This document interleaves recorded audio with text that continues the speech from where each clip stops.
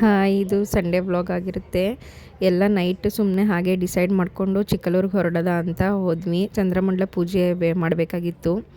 So ನಮ್ಮ ಅಣ್ಣ ಗುಡ್ಡಪ್ಪ ಆಗಿರೋದ್ರಿಂದ ಹೋಗಲೇಬೇಕಲ್ಲ ಅಂತ ಅಂದ್ಬಿಟ್ಟು ಹೊರಟ್ವಿ. ಹಾಗೆ ಮಧ್ಯದಲ್ಲಿ ಕಾರಲ್ಲಿ ಮ್ಯೂಸಿಕ್ ಎಲ್ಲ ಹಾಕ್ಕೊಂಡು ಸ್ವಲ್ಪ ಎಂಜಾಯ್ ಮಾಡಿಕೊಂಡು ನಮ್ಮ ಮಗನ ಜೊತೆಲಿ ಎಲ್ಲರೂ ಫ್ಯಾಮಿಲಿ ಎಲ್ಲ ಖುಷಿಯಾಗಿ ಹೋದ್ವಿ.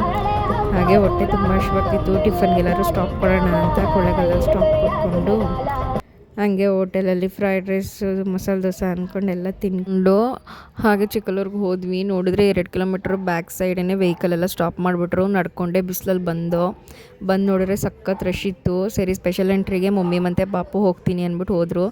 ನಾವೆಲ್ಲ ಕ್ಯೂ ಅಲ್ಲಿ ನಿಂತ್ಕೊಂಡು ದರ್ಶನ ಮಾಡ್ಕೊಂಡು ಬಂದು ಒಳಗಡೆ ಹೋದರೆ ದರ್ಶನಕ್ಕೆ ಸಖತ್ ಕ್ಯೂ ಇತ್ತು. ಗರ್ಭಗುಡಿ ಕೂಡ ಚೇಂಜ್ ಮಾಡಿಬಿಟ್ಟಿದ್ರು. ಹಾಗೆ ಸ್ವಲ್ಪ ಅಂತರ ಎಲ್ಲ ಹಾಕ್ಸ್ಕೊಂಡು ಕಾಯಿ ತೊಗೊಂಡು ಹೊರಗಡೆ ಬಂದ್ವಿ. ಬಸವಣ್ಣವ್ರು ದಾಟ್ತೀನಿ ಅಂತ ಅಂದರು.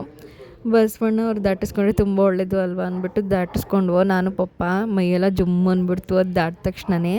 ಆಮೇಲೆ ಕಂದಾಯಗಳು ಮೆರವಣಿಗೆ ಬರ್ತಿತ್ತಲ್ಲ, ಅವರು ಕೂಡ ನಮ್ಮನ್ನು ದಾಟ್ಕೊಂಡ್ರೆ ಒಳ್ಳೇದು ಅಂದ್ಬಿಟ್ಟು ಅವರು ಎಲ್ಲ ದಾಟಗಂಟ ಅಲ್ಲೇ ಮಲಗಿದ್ದು. ಎಲ್ಲ ದಾಟಿಸ್ಕೊಂಡು ಹಾಗೆ ಸ್ವಲ್ಪ ಶಾಪಿಂಗ್ ಎಲ್ಲ ಮಾಡಿಕೊಂಡು ಫೋಟೋಸ್ ಕ್ಲಿಕ್ ಮಾಡಿಕೊಂಡು ಈಚೆ ಬಂದು ಸರಿ ಅಂತ ಮೈಸೂರು ಕಡೆ ಹೊರಟ್ವಿ. ಈ ವ್ಲಾಗ್ ಇಷ್ಟ ಆಗಿದರೆ ಲೈಕ್ ಮಾಡಿ. Thank you so much.